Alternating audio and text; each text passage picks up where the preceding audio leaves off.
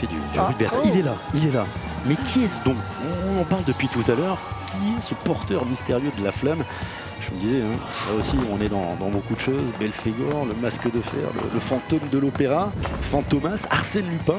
Qui est-ce? Il va nous accompagner comme ça, il va suivre cette cérémonie. Il était là sur les toits de Paris. Pour les délégations, c'est en tout 150 bateaux qui seront sur la cérémonie et qui vont aussi porter quelques tableaux qu'on verra un petit peu plus tard. On le suit, parce qu'on l'a reconnu, on ne sait pas qui c'est. Un symbole fort a été ajouté, les ailes du Moulin Rouge, le célèbre cabaret. Waouh, la tyrolienne. Et oui, il va nous surprendre, il va nous accompagner partout, vous l'avez dit. Oui. Tyrolienne là depuis l'île Saint-Louis, tout simplement. Regardez cette effervescence même sur les balcons, regardez même ce qu'on appelle les chambres de Beaune. Elle ne s'est pas éteinte, la torche. Vous avez vu, grâce à Mathieu Lehanner, le designer notamment de cette torche.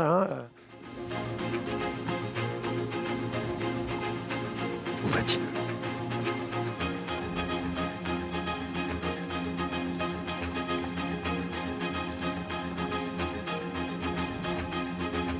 Il va peut-être nous amener dans le Saint des Saints,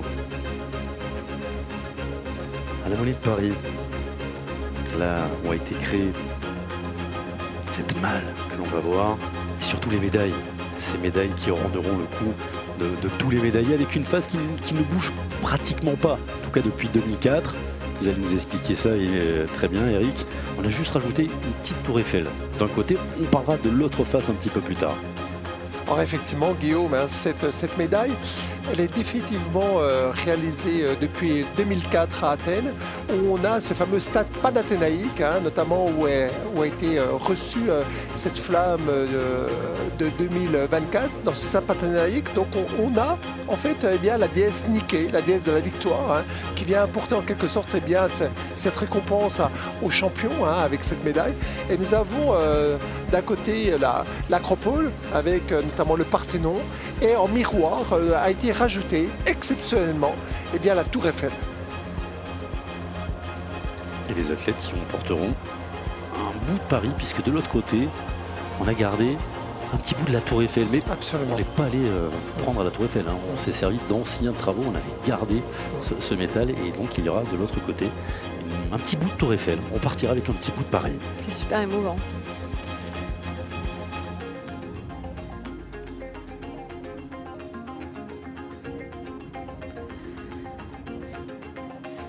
Alors ces petits bouts dont vous parlez, en fait, au cours du XXe siècle, ce qu'il faut bien comprendre, c'est que la structure de la Tour Eiffel a connu plusieurs campagnes de rénovation, et certains éléments métalliques en fait ont été définitivement retirés, puis précieusement conservés par la société d'exploitation de la Tour Eiffel. Et ces morceaux en fait, d'histoire, vont trouver une deuxième gloire en quelque sorte, magnifiée par la valeur de l'olympisme.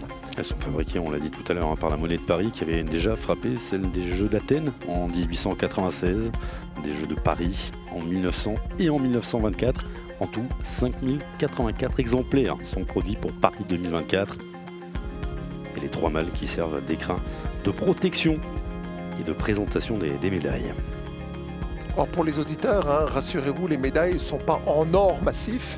Il y a très peu d'or, je crois de mémoire 6-7 grammes d'or, mais on est bien évidemment sur la symbolique, et c'est ça qui est très important.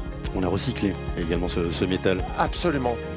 Exactement comme la torche olympique, c'est du recyclage chez ArcelorMittal, où tout simplement ce métal a été refondu et produit à très peu d'exemplaires. Normalement les torches sont réalisées à 10 000 exemplaires.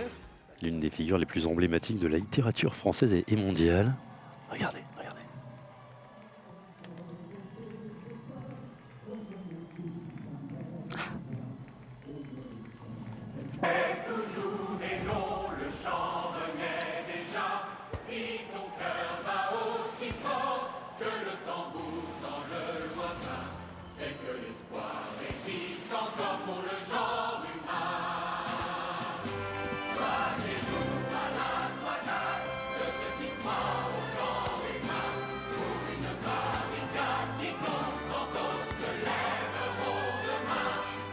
Le porteur de la flamme qui est dans le théâtre du Châtelet. Il assiste à une répétition de la comédie musicale Les Misérables. La scène qui va traverser l'époque, qui évoque la liberté guidant le peuple, le célèbre tableau de Delacroix, qui est conservé au Louvre. Là, on casse les codes.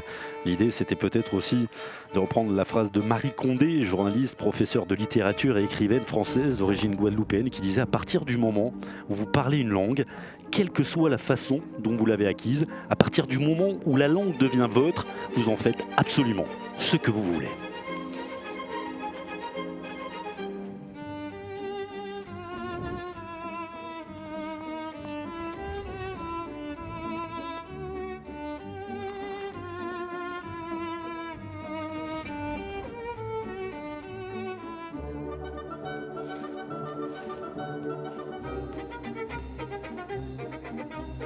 Le porteur de la flamme qui traverse les salles du plus grand musée du monde, le Louvre. Regardez ce tableau là, regardez, avec le musée d'Orsay. Avec cette incroyable... Oh, Alors, le tiens, revoilà. On le retrouve. Qu'est-ce qu'il fait? Il n'est pas fatigué. Hein. Ah, le musée d'Orsay. Alors là, je crois qu'on va évoquer la photographie, le cinéma, en passant par les jeux vidéo, la bande dessinée, des inventeurs et auteurs français qui ont offert au monde les outils pour se représenter sur les traces du porteur de la flamme qui poursuit sa course sur les toits du musée d'Orsay. Un voyage dans le temps qui nous immerge dans l'imaginaire du cinéma. Les Frères Lumière, bien entendu. Et leur célèbre film L'arrivée en gare du train de la Ciotat était le premier film réalisé. Et puis on pourrait ajouter également ceux qui ont créé la science-fiction. On pense à Georges Méliès. Et quoi de mieux que de le faire sur l'apprenti sorcier? Exactement, vous avez tout compris, ça a été bien pensé. Hein. Je pense qu'il y a 2-3 cerveaux. Ils ont un peu réfléchi. Et je ne peux pas m'empêcher d'intervenir concernant les Frères Lumière, car ils sont nés à Besançon. Et monsieur et de Bezac. Voilà, je ne peux pas faire autrement que de le signaler quand même. La Franche-Comté. Les deux Frères Lumière sont nés place Victor Hugo, parce qu'au même endroit est né Victor Hugo en 1802. Et là, plutôt un hommage à Georges Méliès, inventeur de la science-fiction au cinéma. Le voyage dans la Lune, bien entendu. Ensuite, il y en a eu d'autres. Hein.